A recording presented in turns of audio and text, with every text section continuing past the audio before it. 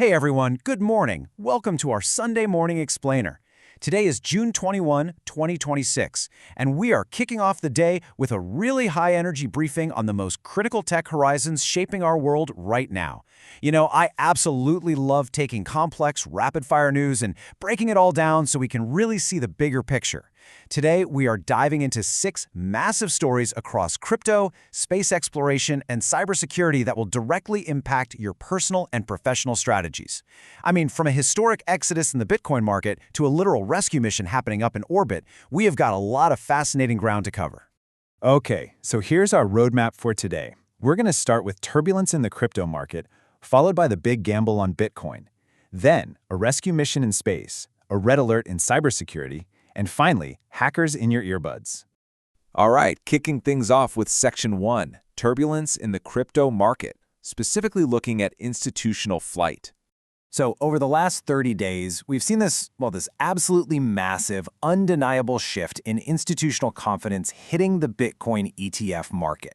The big players are completely reassessing their strategies, and it's resulted in a $6.35 billion net outflow. According to verified data from Galaxy Research, this is literally the largest capital flight we've seen since spot ETFs launched back in January 2024.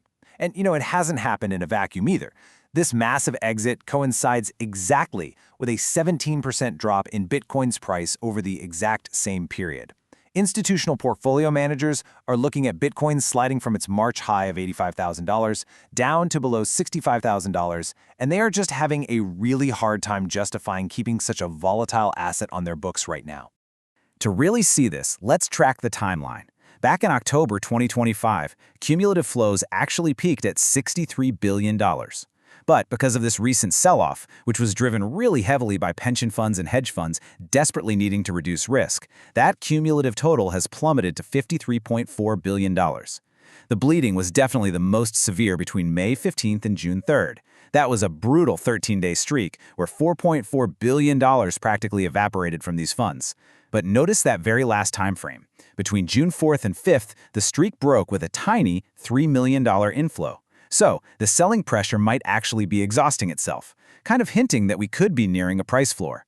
So why the sudden panic, right? Well, it really boils down to a tale of two economies. On one side, the Bank of Japan just raised their interest rate to 1%. That's a 31-year high for them. But simultaneously, they stopped their bond taper, which essentially softened the blow. Bitcoin barely flinched at that. But then look at the U.S. Federal Reserve. They held rates steady, between 3.5 and 3.75%. Signaling no immediate rate cuts. When the Fed keeps money tight, institutional capital just flees risky assets like Bitcoin and runs straight for high-yield, low-risk U.S. Treasury bonds.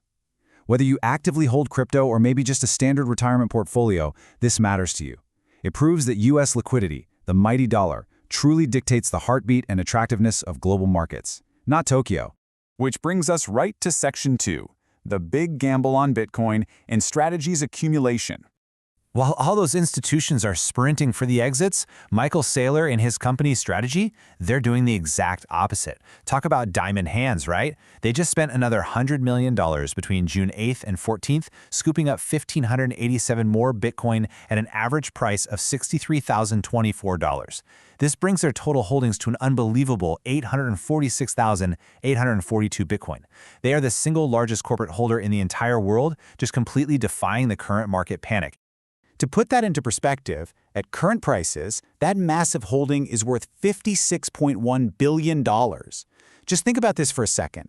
Back in the really dark days of the late 2022 crypto crash, when Bitcoin fell below 16 grand, a lot of analysts thought Strategy was facing imminent bankruptcy. But instead of folding, Saylor actually raised capital and bought hundreds of thousands more coins. This is just a massive historic corporate turnaround. And here is the absolute crucial point. The so what of it all. The result of this unshakable conviction is a $48 billion safety cushion.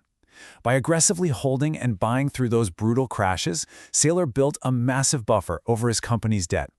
They're in such a financially dominant position now that even if Bitcoin's price totally collapses to $40,000, the company remains entirely secure.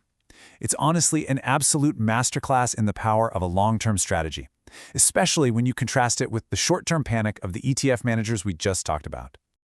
All right, let's completely shift gears for Section 3, rescue mission in space, catching the Swift telescope. We're moving from the digital financial frontier straight to the physical one up in orbit. So, the Neil Gehrels Swift Observatory was launched way back in 2004 to observe gamma-ray burst. Today, it is falling toward Earth at an alarming rate, and it's predicted to burn up in the atmosphere by the end of 2026. But NASA isn't giving up on it. In September 2025, they handed a $30 million contract to a Flagstaff-based startup called Catalyst Space Technologies. In an absolute record-breaking turnaround of just 9 months, Catalyst designed and built a robotic spacecraft called Link. And the big day is coming up fast. June 27, 2026 is the scheduled rescue launch. The actual mechanics of this, it honestly plays out like a sci-fi movie script. First, Link is going to launch on a Pegasus XL rocket. Second, it literally has to physically chase down the Swift telescope in orbit. Third, and this is the absolutely crazy part, it has to connect using 3 robotic arms. Swift was never designed for servicing. It has no docking ports. It's essentially an uncooperative tumbling target. Finally, step 4. Once clamped on, Link will fire its engines to boost Swift to a safe altitude. If this robotic space tow truck succeeds, it completely revolutionizes the commercial space economy. It proves we can actually affordably rescue, repair, and upgrade multi-million-dollar investments instead of just letting them burn up in the atmosphere. Okay, bringing the stakes back down to earth for Section 4, Red Alert, Cybersecurity, the North Korean NPM attack. Looking at the digital supply chain we all rely on every single day, the speed of this attack is genuinely terrifying. On June 19th, Microsoft confirmed with high confidence that a massive attack on the Mastra AI ecosystem was executed by Sapphire Sleet. That's a North Korean state-sponsored group. Look at this timeline. On June 17th, hackers took over a compromised inactive account named Ihindero. Then, in a tiny 88-minute window, they pushed out 144 malicious packages right into the Mastra AI ecosystem. For context, that's an ecosystem that sees 1.1 million weekly downloads. So here's the anatomy of the attack.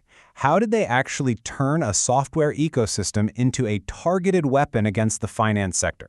Step 1. Typo squatting. They created a totally fake package called easy-js, mimicking a popular real package. Step 2. Phantom dependency. They injected this malicious package as a dependency into 141 legitimate Mastra packages. Step 3. Payload execution. When an unsuspecting developer downloaded the infected master package, it quietly installed a remote access Trojan, establishing a command and control connection. Because Sapphire Sleet specifically targets crypto exchanges and banks, just a single infected developer could give North Korea a bridge straight into the major financial networks where your money sits. And that leads us perfectly into Section 5, Hackers in Your Earbuds, the Apple Beats Flaw. This is, without a doubt, the most personal threat on our list today. This exploit relies on a flaw in the Aeroha Bluetooth SDK, which is a chip used in over 30 different wireless audio products. Here is the terrifying 3-step sequence. First, a hacker within 10 to 30 meters of you can impersonate a previously paired device, even if they've never connected to you before. Second, due to bad authorization in the firmware, your earbuds allow an unauthorized connection, entirely bypassing your consent. Third, once connected, the hacker gains complete access to your microphone to listen in on your conversations, and they can even pull your call history. Guys, someone sitting at the next table in a coffee shop could literally be listening through your own headphones. Now, Apple just patched this specifically for the Beats Studio Buds on June 16th, but hundreds of thousands of other devices are still totally vulnerable. You really need to protect yourself right now. First, if you have Beats Studio Buds, install firmware 1B211 immediately. Second, if you use other wireless audio brands, definitely check their sites for Aeroha product updates. Third, turn off your Bluetooth when you aren't actively using it. And finally, go into your settings and delete old, unused pairings. Do not leave those doors open for hackers to impersonate. We've covered a massive amount of ground today. I mean, from billions of dollars shifting in the crypto markets, to robotic arms catching satellites in space, to state-sponsored hackers hiding in our software, and local hackers hiding in our earbuds. It all really culminates in this provocative question. If our headphones can covertly listen to us and our trusted software code can betray us in an 88-minute window, is digital privacy just a comfortable illusion in 2026? It's a pretty heavy thought to leave you with, but understanding these horizons really is the first step to navigating them. Thank you so much for joining me for this explainer. Stay secure out there, and I will see you next time.